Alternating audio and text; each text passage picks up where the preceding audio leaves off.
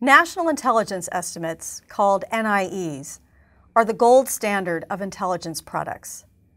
NIEs are designed to take a hard look at the most important security challenges over the horizon.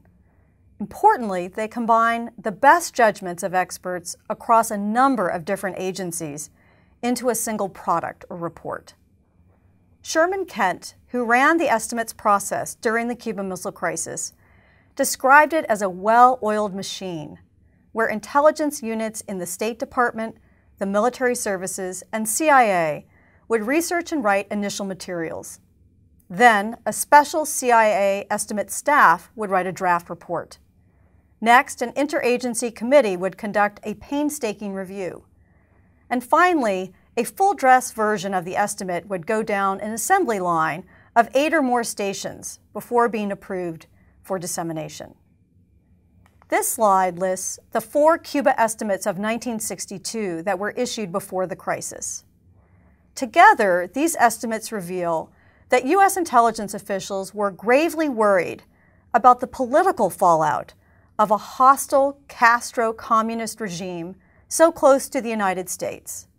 And they were also worried about possible communist dominoes falling in Latin America.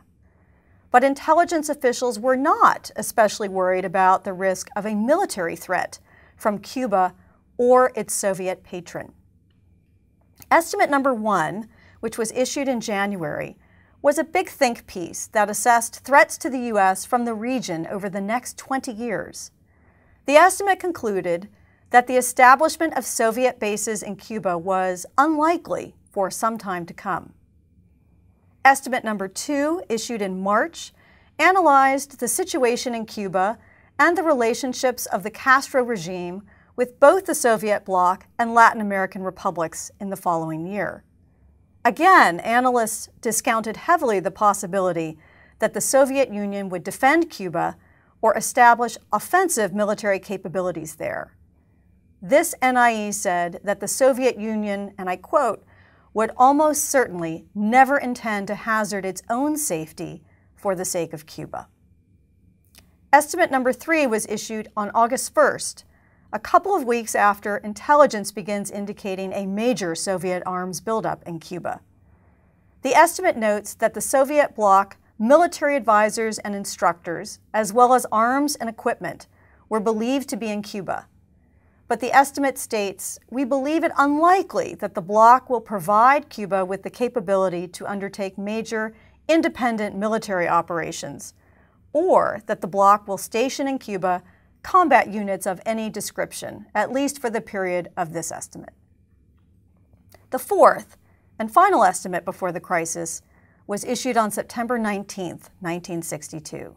But this time, the situation had changed considerably. Starting in mid-July, a stream of intelligence reporting from both technical and human sources began indicating a massive arms buildup on the island. This reporting was reflected in the estimate's title, which was "The Military Buildup in Cuba." The estimate notes that between mid-July and early September, approximately 70 ships had delivered Soviet weaponry and construction equipment.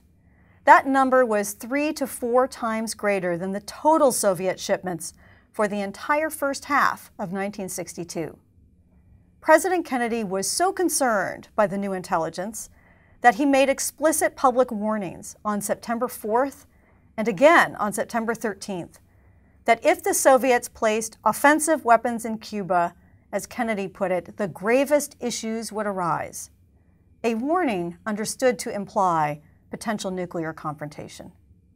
Nevertheless, this final intelligence estimate still concluded that Soviet policy remains fundamentally unaltered. As this slide shows, the estimate did consider the possibility of a nuclear deployment in Cuba, but dismissed it. The main purpose of the buildup, it concluded, was to defend Cuba from U.S. attack. Remember, the Bay of Pigs happened just 1 year earlier, or an operation to overthrow Castro. The estimate noted that establishing a Soviet missile or submarine base in Cuba would be incompatible with Soviet practice and policy to date, and it would indicate a far greater willingness to increase the level of risk in U.S.-Soviet relations than the Soviet Union had displayed so far.